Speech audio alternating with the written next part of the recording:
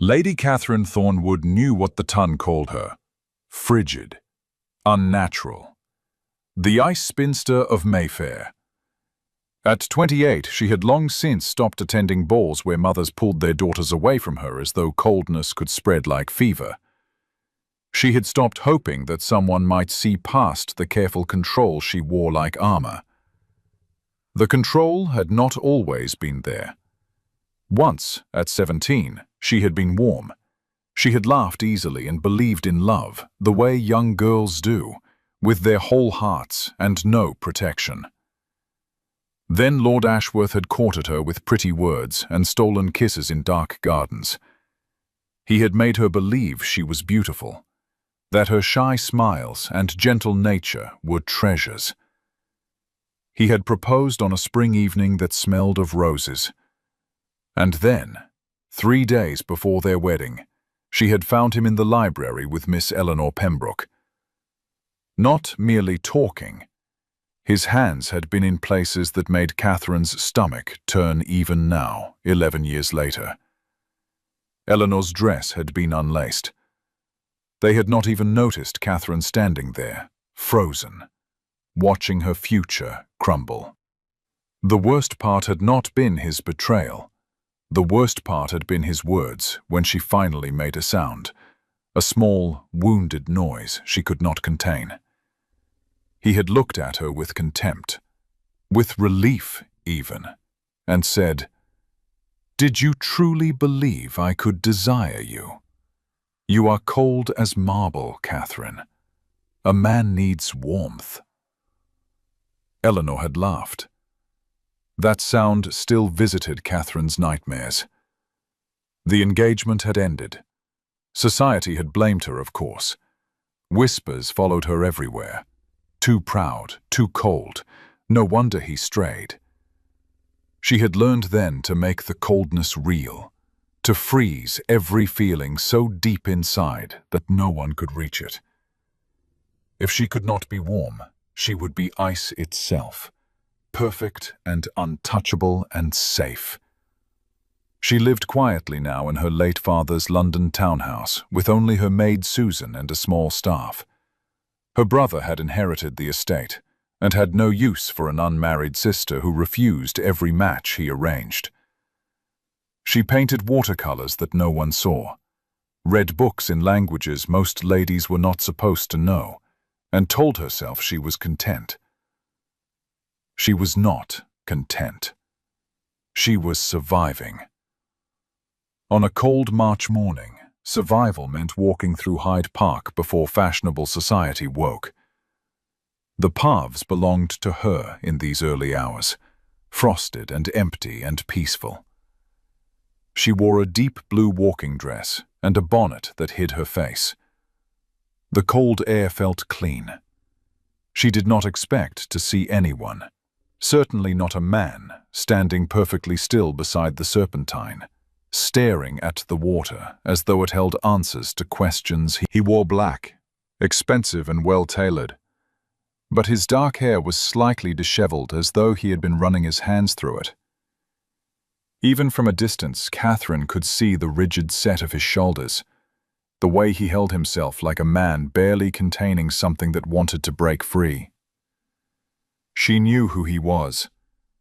Everyone in London knew Nathaniel Blackwood, the Duke of Ashford.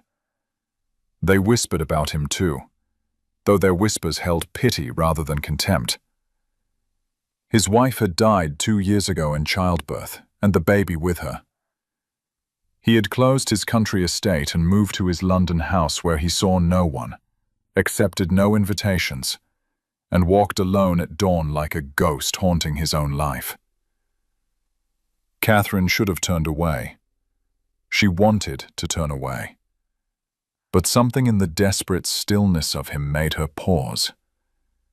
She recognized that particular quality of suffering, the kind that came from holding yourself together when every instinct screamed to fall apart. She was still watching when he moved. One moment he stood there, and the next he had climbed onto the low stone wall that separated the path from the water. His intention was horribly clear. Catherine did not think. She ran. "Stop!" Her voice cracked through the cold air. "Your Grace, stop!" He turned his head, and she saw his face properly for the first time. Handsome, they said of him, though that word felt insufficient for the stark beauty of his features. High cheekbones, a strong jaw, dark eyes that looked at her without really seeing her. He looked carved from the same marble they accused her of being. "Go away," he said quietly. His voice was rough, as though he had not used it in days. "No!" Catherine reached the wall, slightly breathless. Up close, she could see he was trembling. His hands were white-knuckled where they gripped his coat. "Please, come down." Why? The question was not hostile, just genuinely curious, as though he could not imagine why she would care. "Because you matter." The words came out fierce and sure, surprising them both. "I do not know you, Your Grace, but I know that someone, somewhere, would be destroyed by this. And I know that pain passes. Even the worst pain eventually passes." Something flickered in his dark eyes. "Does it? Does yours?" The question struck deep. Catherine realized he did recognize her after all. The ice spinster. They were both London's tragic figures, circling each other's misery. "I am still here," she said simply. That must count for something. They stared at each other across that small distance. Catherine could hear her own heartbeat, loud and insistent. She could see the war happening behind his eyes, the terrible pull of the water against whatever thin thread still bound him to life. "Come down," she whispered. "Please, just for today. Tomorrow you can choose again, but not today, not now. Not while I am standing here asking." He made a sound that might have been a laugh or a sob. Then, with excruciating slowness, he stepped back down to the path. The moment his feet touched solid ground, his legs gave out. Catherine caught him without thinking, and suddenly, she was holding a duke who outweighed her by several stone, both of them sinking to the cold ground. He did not weep, but great shudders ran through his whole body, violent and overwhelming. "You're shaking," she whispered. He was. His whole body trembled like a tree in a storm. Catherine held him because there was nothing else to do. This broken, powerful man who had forgotten how to want to live. His face pressed against her neck, and she felt the heat of his breath against her skin. The desperate way he gripped her shoulders as though she was the only thing keeping him tethered to earth. Then he spoke, his voice hoarse and wrecked. "I cannot stop." And he was right. The shaking got worse. His breathing came in ragged gasps. Catherine had never been close to a man like this, had never felt the weight and heat and pure need of another person pressed against her. Her own breathing quickened. Her heart raced for reasons she did not entirely understand. "It's all right," she murmured, though nothing was all right. "I have you." They stayed like that, as the sun rose higher and the cold seeped through her dress. Catherine felt something crack inside her own chest, some long-frozen piece of herself responding to his raw pain. This was not the polite suffering society permitted. This was real and ugly and human, and she found she did not want to look away from it. Finally, the shaking eased. He pulled back, not meeting her eyes. His face was grey. "Forgive me." The words were stiff, formal, the Duke putting his armor back on. "There is nothing to forgive." "I should not have." He stopped, started again. "You should not have seen that." "Perhaps you needed someone to see." Catherine stood, her legs cramped from the cold ground. She brushed frost from her dress with shaking hands. "Perhaps we both need to be seen." He looked at her then, really looked, and Catherine felt the weight of his attention like a physical thing. No one had looked at her with such focus in years. Most people glanced at her and looked away, embarrassed by her existence. "Lady Catherine Thornwood," he said quietly. "The woman they call Ice." "The same, they call you a ghost," she replied. "It seems we are both London's fairy tales. Cautionary warnings to others about the dangers of feeling too much." "Or not enough." His mouth twisted. "Do you know why I was standing there? Why I almost—" He could not say the word. "No, but you do not have to tell me." 2 years, he said anyway. 2 years ago today. I stood in the birthing room and watched my wife die. I held my daughter for 17 minutes before she stopped breathing. The doctors said there was nothing to be done. Some babies simply do not have enough life in them. He laughed, bitter and broken. 17 minutes. I had already named her. Charlotte, after my mother. For 17 minutes I was a father. Catherine's eyes burned. "I am sorry." "Everyone is sorry. Sorry does not bring them back." He looked at the water again. "I thought I could bear it. I thought if I simply kept going, kept breathing, the pain would fade. But it has not faded. Every morning I wake and remember they are gone. And every morning I wonder why I am still here when they are not." "Because you are," Catherine spoke firmly. "You are here. That is reason enough." "Is it?" He focused on her again with those 2 dark eyes. "Is it reason enough for you?" The question pierced her careful defenses. She wanted to say yes. She wanted to believe it. "Most days," she admitted. "Some days I have to choose it, hour by hour. But I keep choosing." Something shifted in his expression. Not warmth, not yet, but perhaps the possibility of it. "You stopped me," he said slowly. "Why did you stop me?" "Because someone should have stopped me once." The confession surprised her. She never spoke of that night 6 years ago when she had stood on her balcony and looked at the stones below and wondered if falling would hurt less than staying. "No one did. I chose to stay on my own. But I think perhaps I would have liked someone to tell me I mattered." "You did." His voice was rough again. "You told me I mattered." "You do." They stood in the growing light, 2 broken people who had found each other at the edge of despair. Catherine knew she should leave. This was improper, dangerous even. She was alone with a man, and though London might pity the mad Duke, they would destroy her if this became known. But she did not leave. "Walk with me," she said instead. "Just a little way. Before the world wakes up and we have to be the people they think we are." He hesitated, then nodded.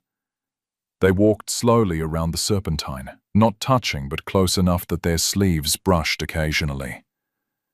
Neither spoke. There was nothing that needed to be said. When they reached the park gates, he stopped. "I do not even know how to thank you." "Then don't. Just promise me you will see tomorrow's dawn, and the one after that." "Why does it matter to you?" His eyes searched her face. "You don't know me." Because I know what it costs to keep living when living hurts. Because you reminded me that I am not as frozen as I pretend to be. Catherine felt heat in her cheeks, strange and unfamiliar. Because maybe we both need someone who understands. Lady Catherine. He spoke her name carefully, as though testing the weight of it. I find myself in your debt. No debt. She managed a small smile. Just a promise. Dawn tomorrow. Dawn tomorrow, he agreed. They parted there at the gates. Catherine walked home through streets beginning to fill with vendors and servants. She felt strange, unsettled, as though something inside her had shifted in a way she could not name. Susan met her at the door with worried eyes. "My lady, you were gone so long. I was about to send for—" "I am well." Catherine removed her bonnet with trembling fingers. "I am perfectly well." But she was not well. She was confused and shaken and alive in a way she had not felt in 11 years. The Duke's face stayed with her as she changed from her damp dress, as she sat through breakfast, not tasting her food, as she tried to paint and found her hands too unsteady to hold the brush properly. She kept thinking about the weight of him against her, the desperate trembling she had felt in his body. She kept thinking about the way he had looked at her, really looked, as though she was real and solid and worth seeing. That night, she dreamed of dark eyes and rough voices, and the dangerous feeling of being needed. The next morning, she went to the park again. She told herself she was being foolish. He would not come. Why would he come? But her feet carried her to the same path, and her heart beat too fast. And when she saw him standing there beside the serpentine, standing, not on the wall, but safely beside it, something in her chest loosened. He turned as though he had felt her approach. In the morning light, she could see the shadows under his eyes, the gauntness that grief had carved into his face. He was still the most beautiful man she had ever seen. "You came," he said quietly. "So did you." "I promised." He moved toward her, slow and deliberate. "I have been here since before light, wondering if you would think me mad for hoping you would walk this way." "I would think you human." Catherine clasped her gloved hands together to hide their shaking. "We are both human, Your Grace, no matter what stories they tell." "Nathaniel," his voice dropped lower. "If we are to be fellow survivors, I think we need not stand on ceremony. Call me Nathaniel." The intimacy of his given name felt dangerous. "Then you must call me Catherine." "Catherine." He said it slowly, and she felt the sound of her name in his voice all through her body, warm and strange and terrifying. "Will you walk with me again?" They walked. As the days passed, they kept walking. Every dawn found them at the park, two solitary figures moving through the mist and cold. They spoke little at first, but slowly words came. He told her about his wife, about the marriage that had been arranged but had grown into genuine affection, about the joy when they learned a baby was coming, and the horror of that last night. Catherine told him about Ashworth, about the library and the shame and the long, cold years after, about learning to be ice, because ice could not be hurt again. "But you are not ice," Nathaniel said one morning, startling her. "They are fools if they think you cold. I have seen your warmth." "You have seen my pity." "No." He stopped walking and turned to face her fully. "I have seen your courage. I have seen your compassion. I have seen you save a man's life without hesitation. That is not ice, Catherine. That is fire banked but burning still." His words went through her defenses like a blade through silk. No one had called her courageous. No one had seen fire in her. "You don't know me," she whispered. "Then let me." He reached out slowly, giving her time to move away, and took her gloved hand in his. Even through the layers of fabric, she felt the warmth of him. "Let me know you. I find I want to. I find I want something again. And I had thought myself beyond wanting." Catherine's heart hammered against her ribs. This was dangerous. This was everything she had protected herself against for 11 years. Wanting led to pain. Hope led to heartbreak.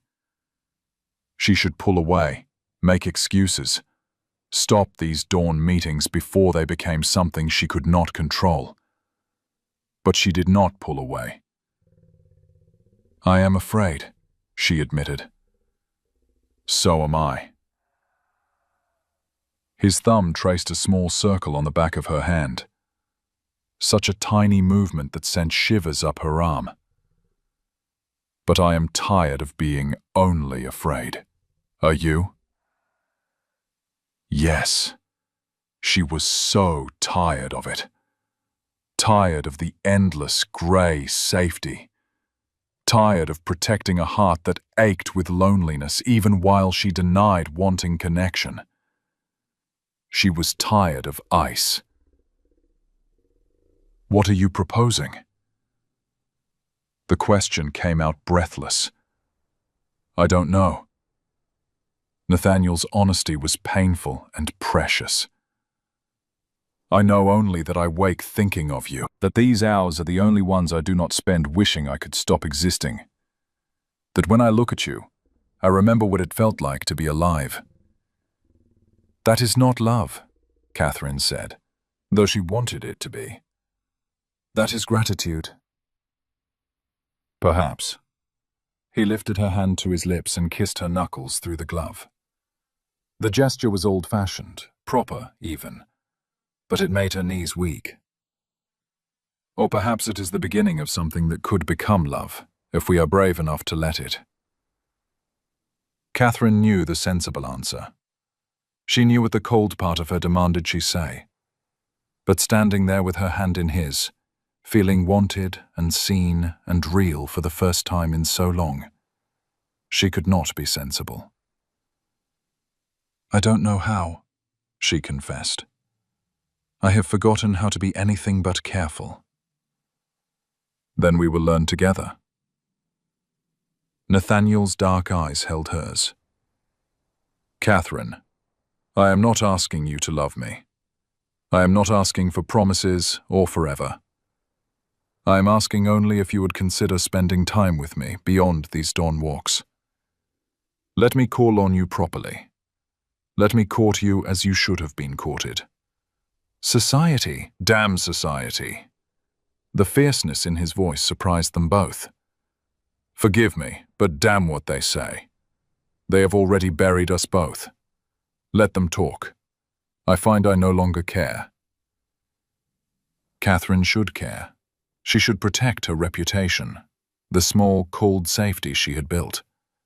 But looking at Nathaniel, at the hope beginning to kindle in his grief-marked face, she found she did not want safety anymore. "Yes," she breathed. "Yes, call on me. Court me. We will let them talk." His smile started small and grew, transforming his face. And Catherine saw what he must have looked like before sorrow carved him hollow. He was devastating. "Tomorrow afternoon," he said. "I will come at calling hours, properly announced, with flowers and all the tedious formalities society demands."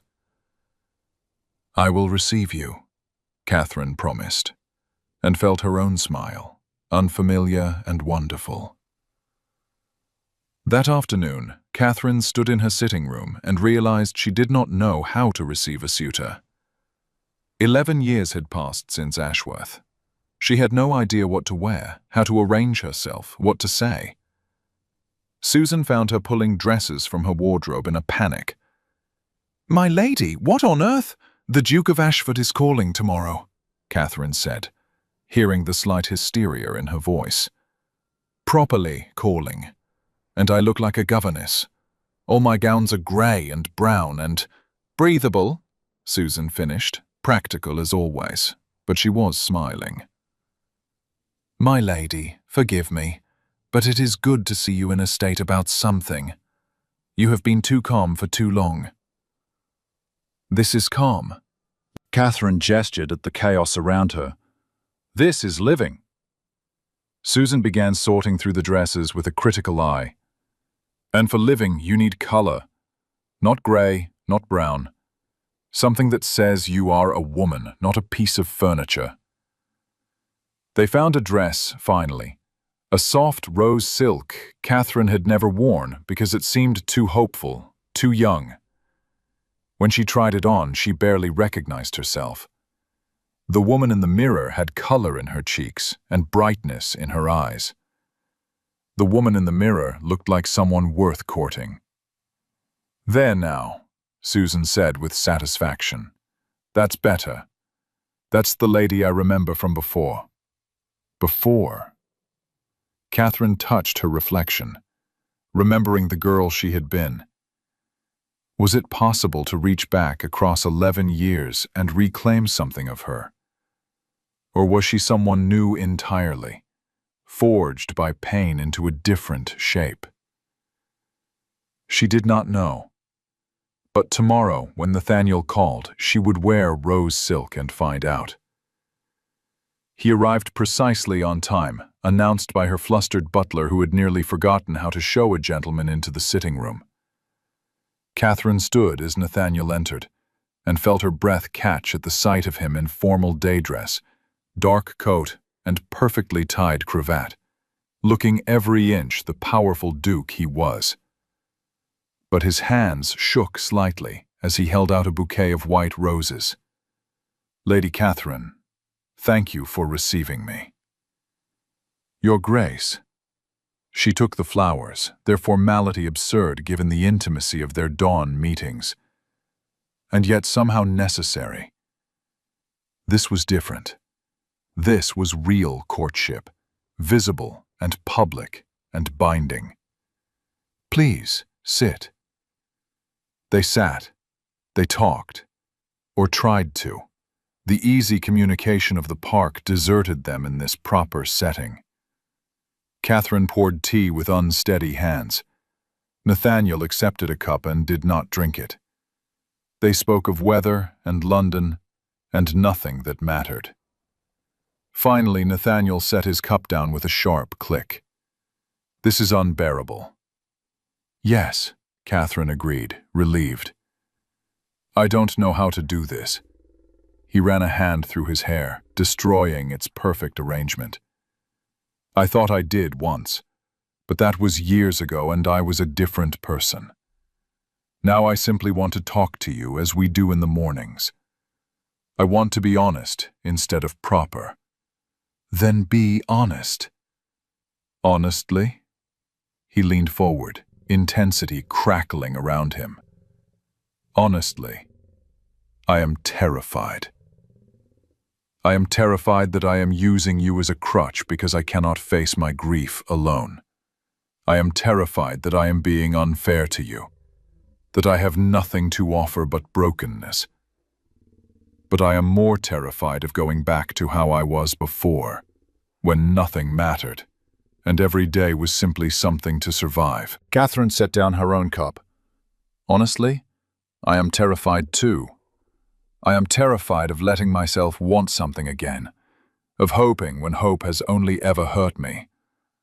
I am terrified you will see all of me and decide they were right, that I am cold and unnatural and not worth wanting. But I am more terrified of living the rest of my life frozen, because I was too afraid to try to thaw." They stared at each other across the tea service. Then Nathaniel laughed, short and surprised.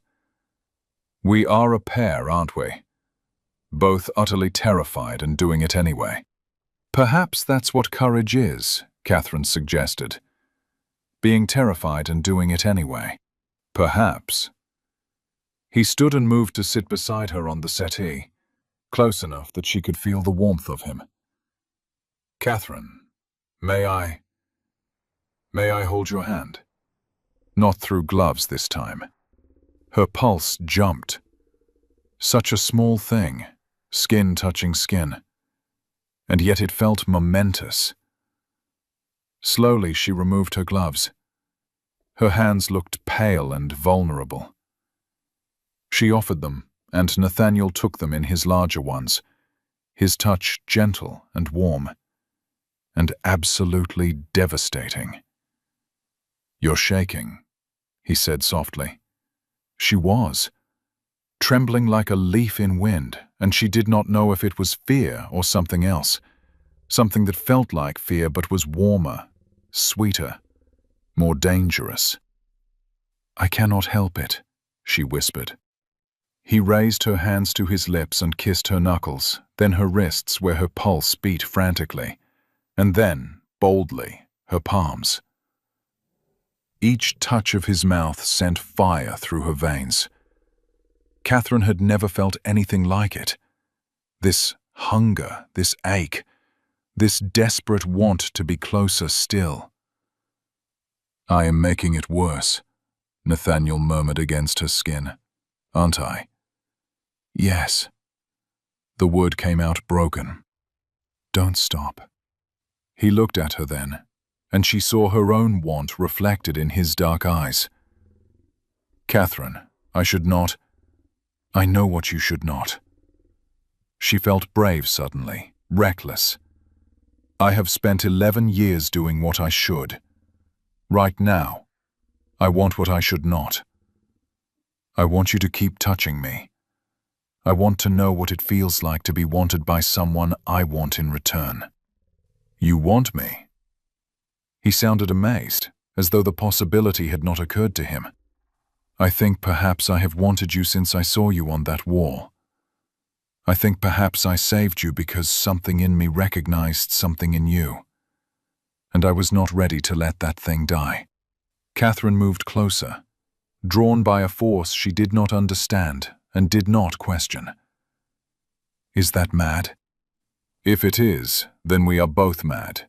Nathaniel released her hands only to frame her face with his palms, his touch reverent and shaking. "Catherine, I am going to kiss you." "If that is not what you want, tell me now." But she could not tell him that because it was a lie. She wanted his kiss more than she wanted her next breath. She tilted her face up in answer, permission and invitation. He kissed her carefully at first, soft and questioning, giving her time to retreat. But Catherine did not want careful. She pressed closer, her hands fisting in his coat, and kissed him back with all the hunger of 11 years of denying herself anything that felt good. Nathaniel made a sound low in his throat and deepened the kiss, one hand sliding into her hair, scattering pins. His mouth was hot and insistent, and Catherine felt herself melting, burning, transforming into someone she did not recognize. This was not ice. This was fire, pure and consuming. When they finally broke apart, both breathing hard, Nathaniel pressed his forehead to hers. "My God," he whispered. "Catherine, you are—" "What?" She needed to hear it. "What am I?"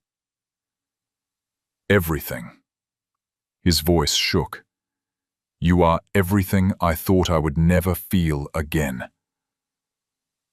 She kissed him again for that, slower this time, learning the shape and taste of him. His arms came around her, and she felt safe and dangerous all at once, protected and utterly exposed. "Stay," she heard herself say. "Stay for dinner. Stay longer. I don't want you to leave." Your reputation, I don't care. And she found that she truly did not. What was reputation against this feeling? What did society's judgment matter compared to the warmth blooming in her chest? He stayed. They ate dinner in her small dining room, and then sat before the fire in the drawing room as evening deepened. They talked of everything and nothing.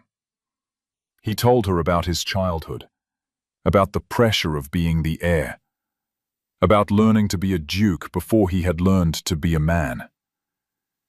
She told him about her mother's death when she was 12, about her father who had loved her, but not known how to show it, about her brother who found her an embarrassment. He wanted me to accept Lord Pemberton's suit last year, Catherine said, staring into the flames. Pemberton is 63 and has already buried 2 wives. But he has a title and money.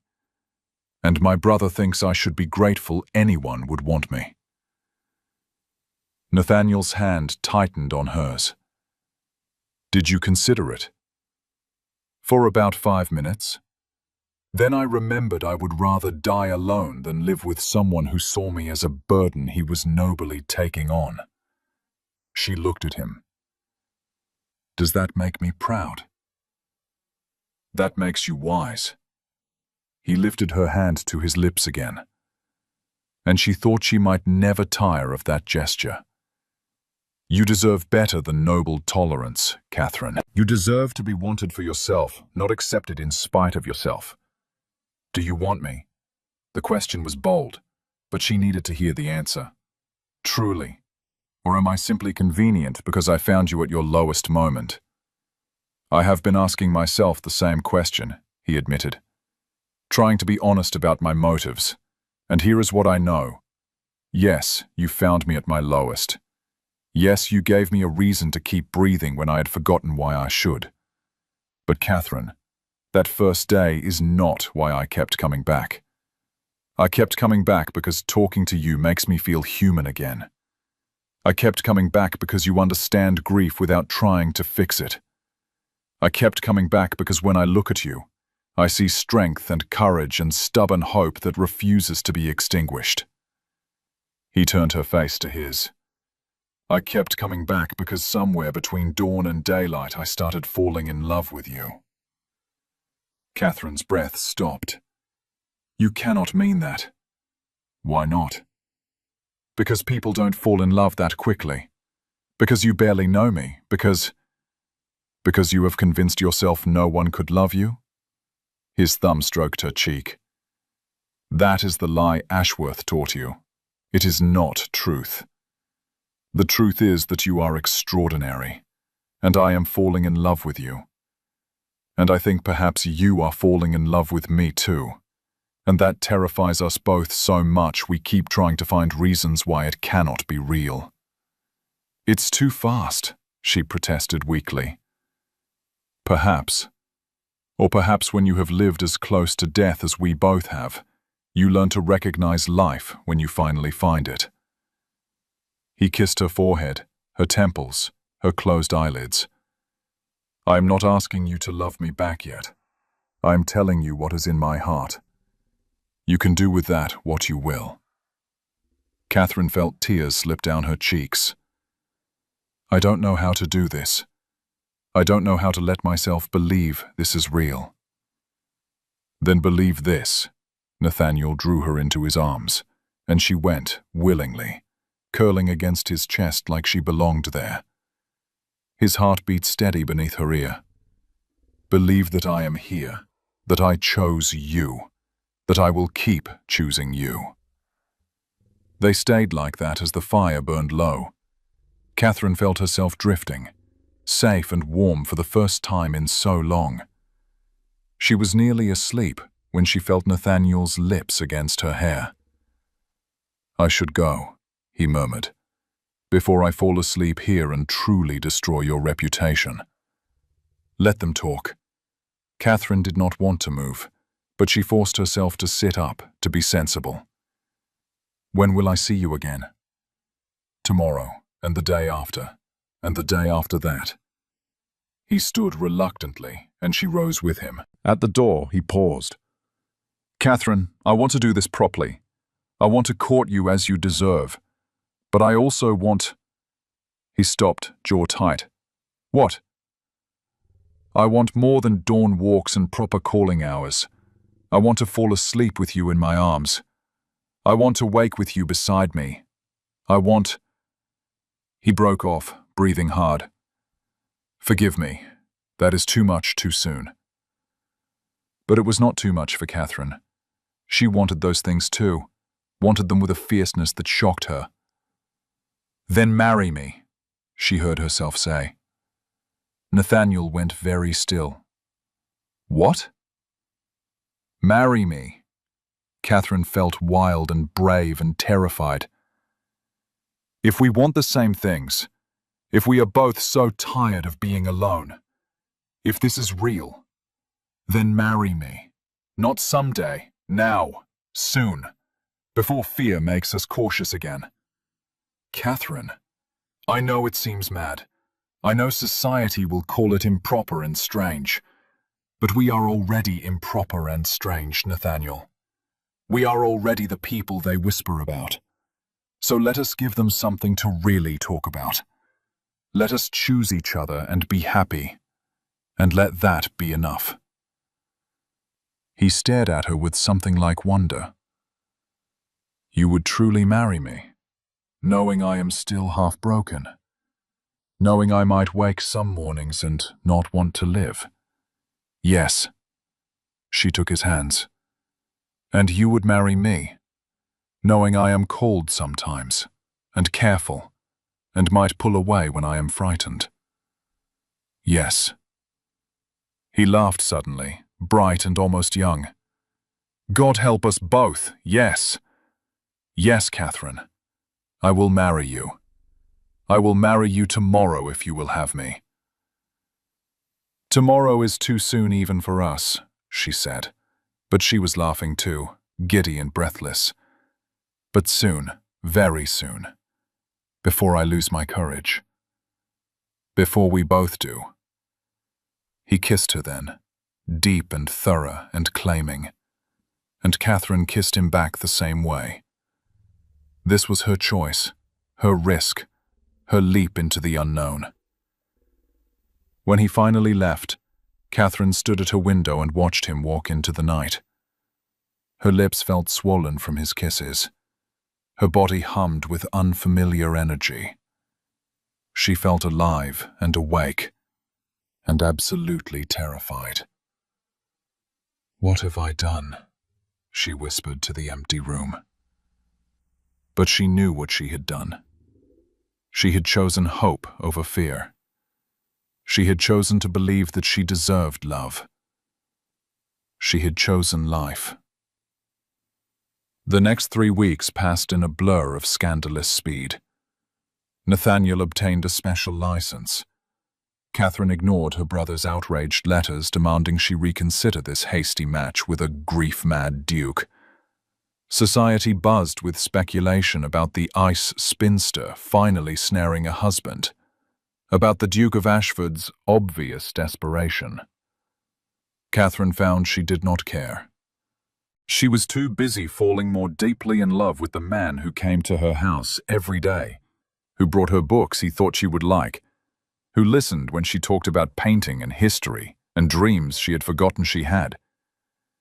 She was too busy learning his body through heated kisses that left them both shaking, learning his moods and fears, and the particular way his eyes went soft when he looked at her. They married on a rainy April morning in a small church with only Susan and Nathaniel's solicitor as witnesses. Catherine wore a simple cream dress. Nathaniel wore black still, but his eyes held life again. When he spoke his vows, his voice was steady and sure. When she spoke hers, she meant every word. The wedding breakfast was at his London house, which would now be her house too. Catherine felt strange walking into the grand entrance hall as a duchess, as someone's wife. Everything felt too big, too formal, too unlike the quiet life she had lived.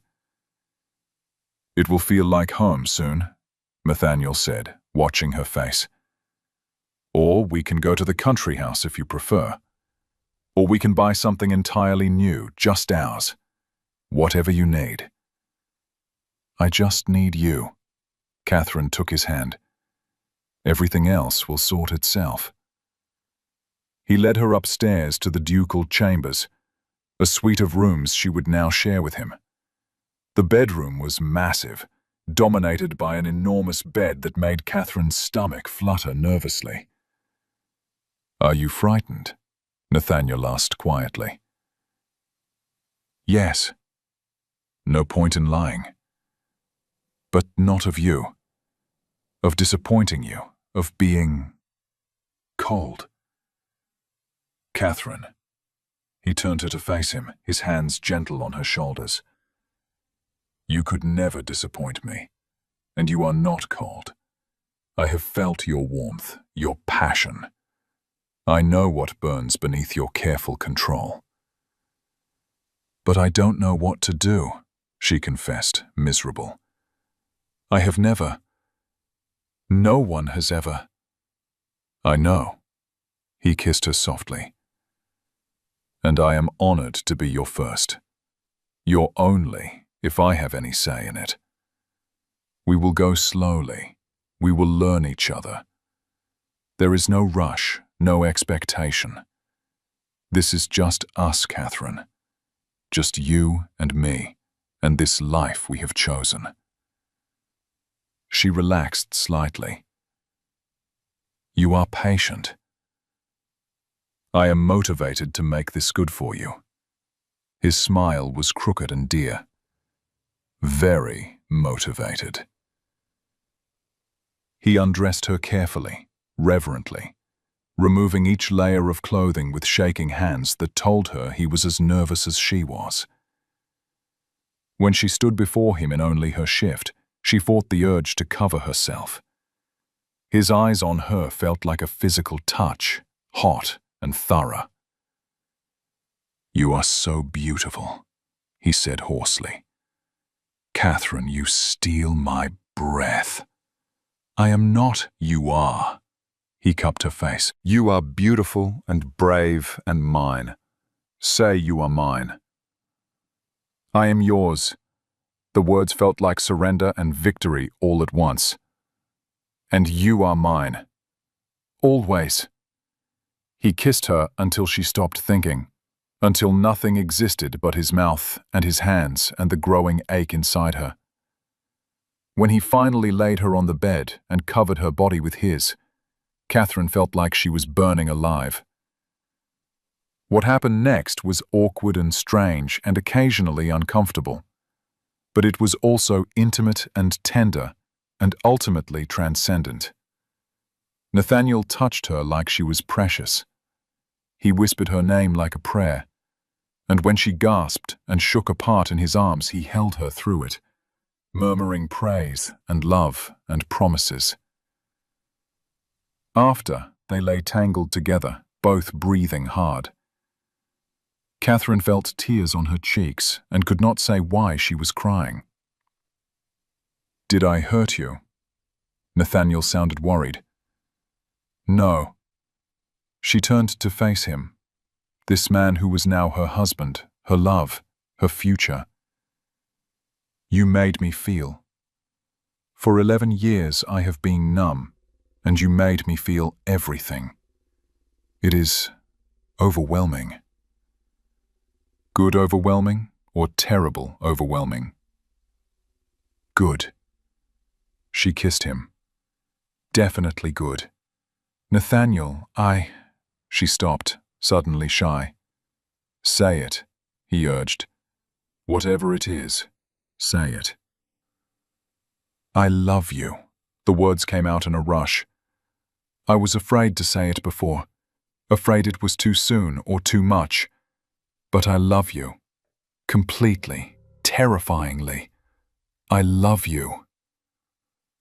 His smile was brilliant and beautiful and worth every risk she had taken. "I love you too." My brave, fierce, wonderful Catherine, I love you. They made love again, slower this time, learning what pleased and what made the other gasp. Catherine discovered she was not cold at all, that years of frozenness had been armor, not nature. With Nathaniel, she was fire itself. The weeks that followed were the happiest of Catherine's life. They stayed mostly at the London house, learning to be married, learning to be happy. Society gossiped about their hasty wedding and speculated about whether the Duchess was already with child. Catherine ignored them. She was too busy being loved. But happiness, she learned, was fragile. It shattered on a Tuesday afternoon when Nathaniel's mother, the Dowager Duchess, came to call. Catherine had been dreading this meeting. The Dowager had loved Nathaniel's first wife. Everyone had loved Victoria. How could Catherine possibly measure up? The Dowager was a tall, imposing woman with Nathaniel's dark eyes and a spine like iron. She swept into the drawing room and looked at Catherine as though she was a particularly offensive piece of furniture. "So you are the creature who trapped my son into marriage," she said without preamble. Catherine felt ice flood her veins. "Your Grace, I assure you." "You assure me nothing. I know what you are. A desperate spinster who saw an opportunity and seized it. My son was vulnerable, grieving, and you exploited that." The Dowager's voice was cold and cutting. Victoria was a true lady, refined and gentle and perfect in every way. You are a poor shadow grasping for what you could never deserve. Each word was a blade. Catherine felt herself shrinking, felt the old voices rising. Unwanted, unworthy, cold. "That is enough." Nathaniel appeared in the doorway, his face thunderous. "Mother, you will apologize to my wife immediately." "I will not." The Dowager drew herself up. "Nathaniel, this woman is not worthy of you. She is not worthy of the title Victoria bore with such grace." "Catherine is my wife." Nathaniel's voice was steel. "She is my choice, and she is worth 10 of anyone else in this world. If you cannot treat her with respect, you are not welcome in this house." The Dowager's face went white. "You would choose her over your own mother?" "I would choose her over anyone." He moved to Catherine's side, taking her cold hand in his warm one. "Because she chose me when I was broken. Because she saw me at my worst and loved me anyway. Because she makes me want to be better. So yes, Mother, I choose her. Every time. Without question." The Dowager stared at them both. Then, with a sound of disgust, she swept from the room. The front door slammed behind her. Catherine found she was shaking. "I am sorry. I have driven a wedge between you and your mother." "No." Nathaniel pulled her into his arms. "She did that herself with her cruelty. Catherine, look at me." She raised her eyes to his. "You are not a creature. You are not desperate. You did not trap me. You saved me. And I am grateful every single day that you did." He kissed her forehead. "Do not let her poison make you doubt us." But the poison had found its mark. That night, as they lay in bed, Catherine could not stop thinking about the Dowager's words. Victoria was perfect. How could she compare? How could she be enough? "You are thinking too loud," Nathaniel murmured against her hair. I can hear the wheels turning. Was she really so perfect? Catherine asked. Victoria. Nathaniel was quiet for a long moment. Victoria was good and kind and gentle. She was everything a duchess should be. But Catherine, she was not you. She did not challenge me or argue with me or make me laugh the way you do. She was a comfortable companion, but you are fire in my veins. You are the breath I need to keep living. There is no comparison because you are not competing. She was my past. You are my future. I am afraid I will always be compared to her, Catherine confessed, that I will always be found wanting. Then they are fools. He turned her to face him in the darkness. And we will ignore them, as we have always done. We are good at ignoring fools. She wanted to believe him. She tried to believe him. But doubt was an insidious thing. Over the next weeks, the doubt grew. Society made certain of it. At the few events they attended, Catherine saw the pitying looks, heard the whispered comparisons. Victoria would never have worn that color. Victoria was so graceful, so refined. The new Duchess is rather common, don't you think? Catherine began to withdraw. She grew careful again, cold again, trying to mold herself into whatever shape would make her acceptable. She stopped arguing with Nathaniel, stopped laughing freely, stopped being the woman he had fallen in love with. It took him 3 weeks to confront her. "Who are you?" he demanded one evening, after she had agreed with him about something for the 5th time that day. "Where is my Catherine? The woman who challenges me and fights with me and tells me when I am being ridiculous." "I am being a proper duchess," Catherine said quietly. "Like Victoria." "I don't want Victoria." His voice rose. "I buried Victoria, Catherine. I grieved for her and I will always love what we had. But I married you. I chose you. And now you are trying to disappear yourself, and I will not allow it." "You will not allow it?" The old fire sparked. "You do not command my feelings, Nathaniel." "No, but I command your honesty." He grabbed her shoulders. "What happened? What changed? Because 3 weeks ago you were happy, and now you are this pale ghost, trying to be someone you are not. Talk to me." "I cannot be her." The words exploded out of Catherine, raw and wounded. "I cannot be perfect and graceful and everything she was. I am cold and strange and difficult, and everyone knows it. And I see the pity in their eyes when they look at you.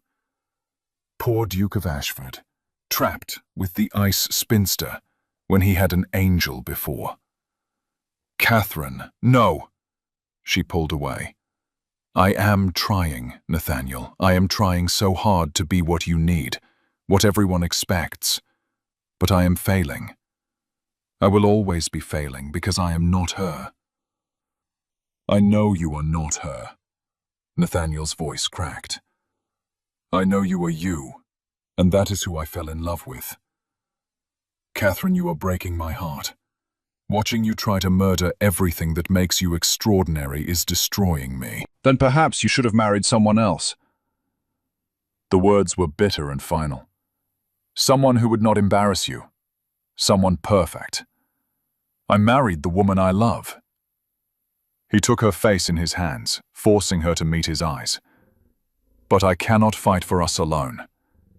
If you have decided to believe their poison over my truth, if you have decided to be the cold, untouchable thing they call you, rather than the warm, brave woman I know, then I do not know how to reach you."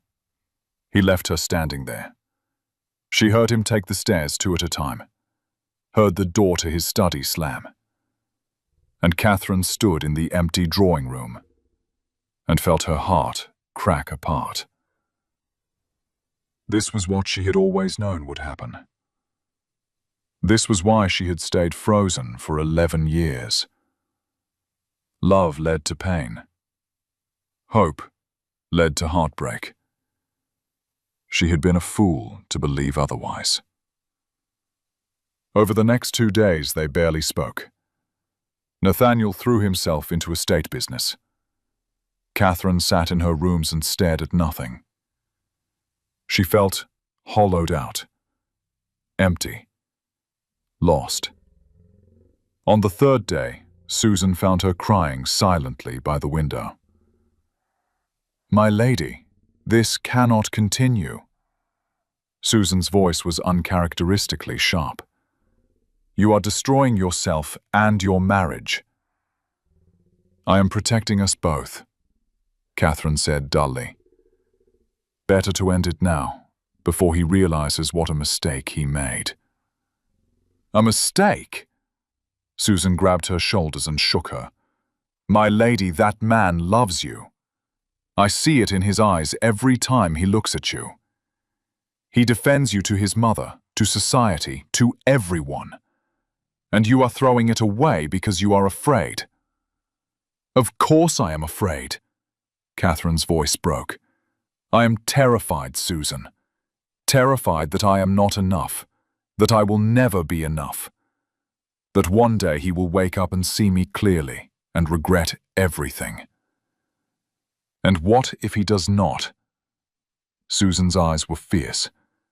"What if he wakes every day and chooses you again? What if the only person who thinks you are not enough is you? Will you throw away happiness because you are too afraid to believe you deserve it?" The words hit like cold water. Catherine stared at her maid, at the woman who had been with her through everything. "I don't know how to stop being afraid," she whispered. "You do it anyway." Susan squeezed her hands. "You be afraid and brave at the same time. You did it once when you married him. Do it again now. Fight for your marriage, my lady. Fight for your happiness. Fight for him." Catherine thought of Nathaniel standing by the Serpentine, shaking and lost. She thought of his eyes when he said he was falling in love with her. She thought of his arms around her, his whispered promises, his fierce defense of her worth. She thought of the woman she had become in his love, brave and warm and alive. Did she really want to return to being ice? No. God help her, no. Catherine stood, her decision made. She did not know if it was too late. She did not know if she had broken something beyond repair. But she knew she had to try.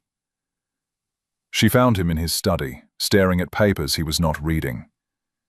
He looked up when she entered, and the pain in his eyes nearly undid her. "Nathaniel." Her voice shook. "I am sorry. I am so sorry." He said nothing, just watched her with those dark eyes. "I was afraid," she continued, moving closer. "I am still afraid. Afraid that I am not enough, that I will fail you, that I will disappoint you. But I realize now that fear has been controlling me since I was 17. It has stolen 11 years of my life. I do not want to give it the rest." She knelt before him, taking his hands. "I love you. I love you more than I am afraid, and I want to choose us. I want to be brave enough to believe I deserve this, deserve you. Please, Nathaniel, please forgive me. Give me another chance to be the woman you fell in love with." He stared at her for a long moment. Then, slowly, he pulled her up and into his arms. "You are the woman I fell in love with," he said roughly. "Even when you are afraid and trying to push me away. Even when you are being stubborn and difficult. You are always her, Catherine. Always the one I choose." She sobbed against his chest, relief and love overwhelming her. "I am so sorry. I will do better. I will be braver. We will both be braver." He tilted her face up. "We will be brave together. When you are afraid, tell me. When I am drowning in grief, pull me back. We are partners, Catherine. We do not have to be perfect. We just have to be honest." "I can do honest." She managed a watery smile. "I am honestly terrified, and honestly in love with you, and honestly sorry I nearly destroyed us." "You did not destroy anything." He kissed her, deep and claiming. "We are stronger than fear. We are stronger than society. We are going to be fine." And they were. Not immediately perfect, but fine. Better than fine. They learned to talk when doubt crept in, to reassure when old wounds ached, to choose each other again and again. Catherine stopped trying to be Victoria and embraced being herself. Nathaniel stopped trying to protect her from the world and started facing it with her as a united force. Society eventually grew bored with gossiping about them. The Dowager never apologized, but she did grudgingly acknowledge Catherine at family gatherings. Catherine's brother stopped writing angry letters when he realized she was genuinely happy. A year after their hasty wedding, Catherine stood in the garden of their country estate and looked at the roses blooming everywhere. White roses, like the ones Nathaniel had brought that first day. She touched her stomach, feeling the slight swell there, the new life growing. She heard footsteps and turned to see Nathaniel approaching. Still beautiful, still sometimes haunted, but healing. They were both healing. "You look happy," he said, pulling her into his arms. "I am happy." Catherine rested her head on his chest, terrified about becoming a mother, but happy. "We will be terrified together." He placed his hand over hers on her stomach. "This child will be so loved, Catherine. So fiercely, impossibly loved. Like their parents." She looked up at him. "Thank you for choosing me, for seeing me, for loving me when I had forgotten how to love myself. Thank you for saving me." He kissed her temple. "For refusing to let me give up, for being brave enough to stop a broken man from doing something terrible." "We saved each other," Catherine said softly. "That is what love does." They stood in the garden as the sun set. Two people who had been broken and lost, and had found each other at the edge of despair. They had chosen love over fear, hope over safety, life over merely surviving. And they lived, truly lived, happily ever after.